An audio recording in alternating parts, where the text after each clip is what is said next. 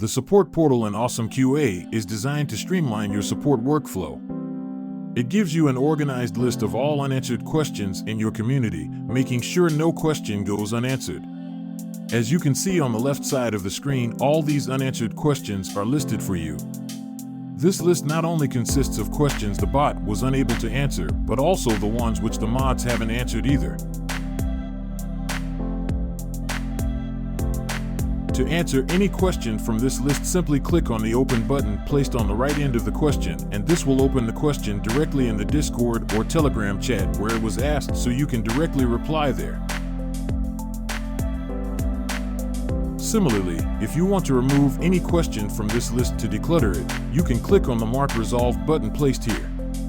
The question will only be removed from this list here, and nothing will happen in the chat where it was originally asked, so feel free to remove as many questions you like from this list if they aren't important.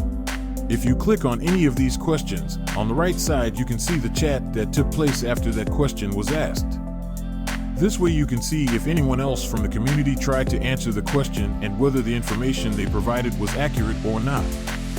This way you can prevent the spread of misinformation and ensure that your community is only getting the right answers.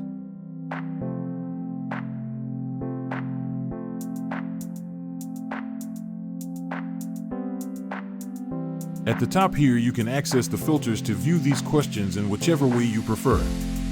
You can sort them by categories as well as channels. Plus, you can choose whether you want to view the oldest first or the newest.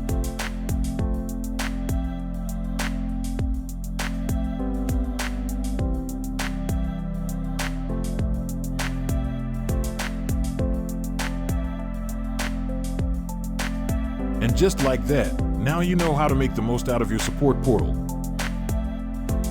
Thanks for watching.